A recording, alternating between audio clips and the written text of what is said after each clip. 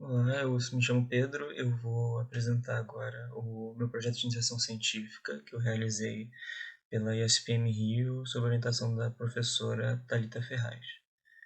O projeto se chama Tecnostalgia e Nostalgia Digital no Audiovisual Contemporâneo, os casos de Flying Luna Clipper, 1987, e Tux and Fanny, 2019. O nosso foco aqui não é em questões narrativas, em questões da história, é mais focado na questão estética e plástica do filme e como essa plasticidade dos dois filmes se relacionam com a temática da tecnostalgia digital e da nostalgia digital. Basicamente, para falar um pouco do projeto, preciso primeiro apresentar o que é o conceito de tecnostalgia.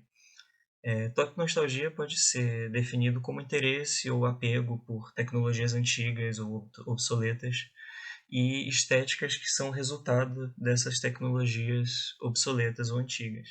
Então, por exemplo, a imagem de uma fita VHS, ou a própria fita VHS, o objeto, discos de vinil, o grão de película 16 mm ou película 8 mm, a película em si, todas essas coisas são elementos de tecnostalgia, são exemplos de tecnostalgia. Mas são exemplos de tecnostalgia analógica, porque são todos objetos analógicos. E o projeto que foi desenvolvido aqui está focado na tecnostalgia digital e não na analógica.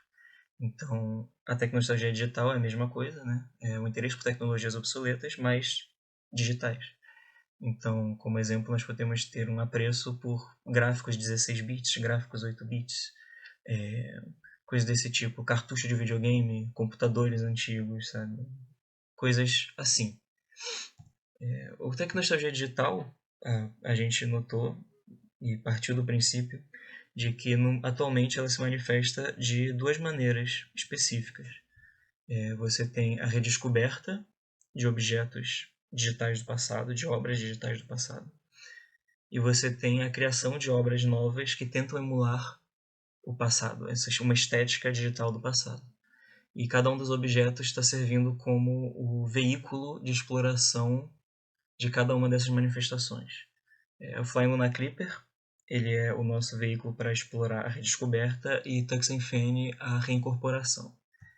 A redescoberta, para falar um pouco disso, a gente tem que entender a ideia de que no século XXI, com a popularização da internet, tudo isso, nós temos uma grande facilidade de acesso a dados, a informação, a filmes, a textos, sobre diversos assuntos, e consequentemente também sobre o passado do próprio digital. Então nós temos como exemplo vários arquivos online que catalogam, depositam, disponibilizam filmes digitais do passado, dos anos 80, sabe? Animações de computação gráfica dos anos 80, 60 e 70 também, para ser acessado online de forma fácil. Isso é algo de acesso fácil e que é extremamente comum e encontrar a partir da internet, no YouTube ou outros veículos como a Internet Archive, coisas assim.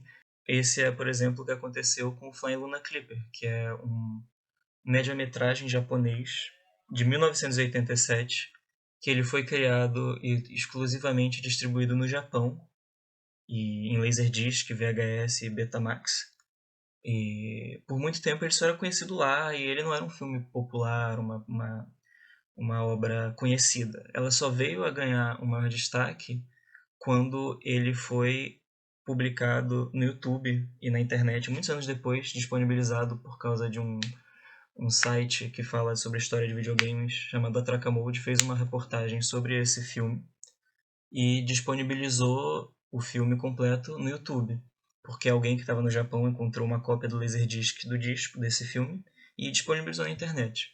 E o que é interessante pensar sobre o Flying Clipper é que ele é um filme criado completamente em computadores MSX, computadores antigos 8-bit, que estão diretamente ligados a um computador pessoal. Eles são computadores pessoais que estão ligados ao mercado de consumo de videogames. Então, você tem um filme que tem uma estética muito ligada aos videogames antigos, videogames dos anos 80, videogames de Super Nintendo, de computador, como o próprio MSX, que é onde ele foi produzido. E ele é redescoberto sob uma ótica do passado, que você está vendo um objeto perdido do passado, que está sendo redescoberto no presente, E ele, consequentemente, se torna um objeto de nostalgia, um objeto de apreço por essa estética que ele tem, essa relação com os videogames e com uma qualidade gráfica diretamente ligada ao passado. E isso é bastante interessante de ser observado sobre certos conceitos, como poética da obsolescência, que é a ideia do obsoleto como algo novo, ou aquilo que foi recentemente descoberto como antigo, obsoleto, se torna legal, se torna algo interessante. O antigo se torna como uma espécie de nova vanguarda. Então você tem uma obra como essa, que é uma obra antiga, mas que ela é redescoberta e vista como algo novo. Por quê? Porque mesmo que ela tenha uma estética similar ao jogos de videogame, ela não é um jogo de videogame, ela é um filme feito com gráficos de videogame, com uma tecnologia de videogame. Então, além dessa familiaridade, você tem um elemento de estranhamento, porque você está vendo um filme feito por uma estética e tecnologia para videogames.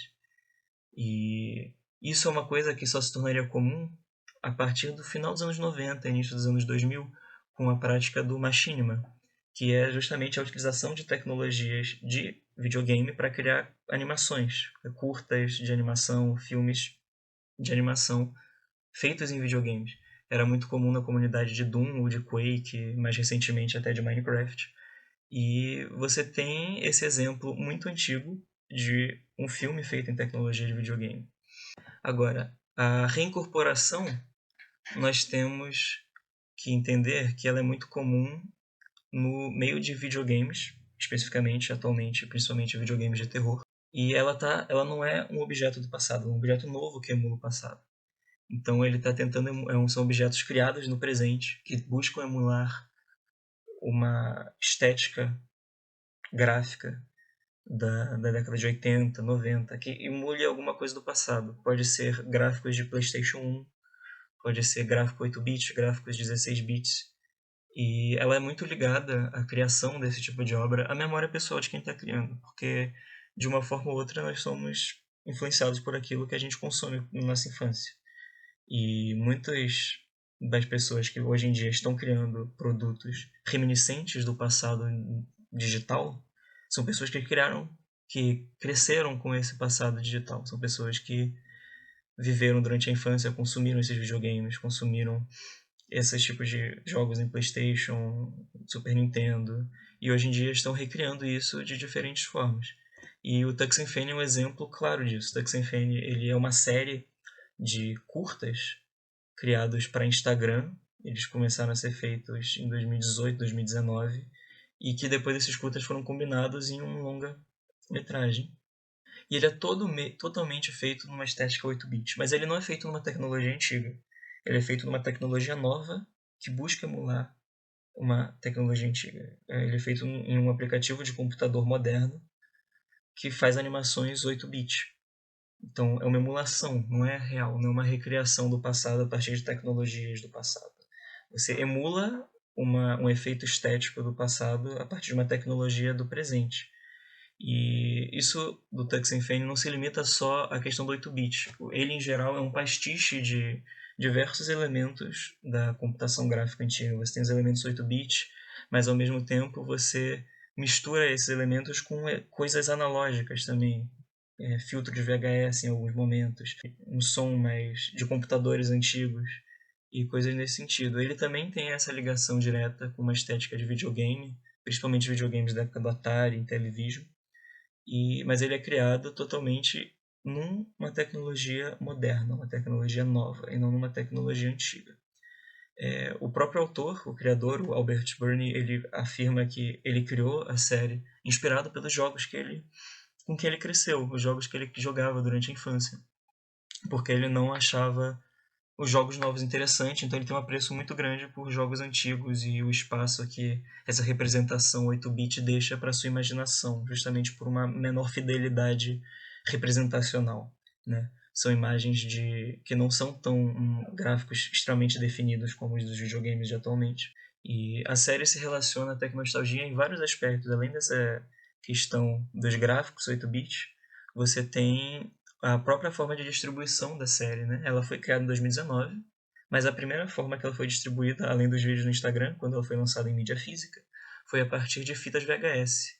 Então você tinha um produto novo, feito em tecnologia que emula computadores antigos, um gráfico de computador antigo, ou seja, digital, sendo publicado em um meio analógico, também tecnostálgico, também do passado, algo já obsoleto que não é mais usado, que já foi substituído por DVD, depois por Blu-ray, depois pelo streaming, algo que não é mais corriqueiro no nosso dia a dia.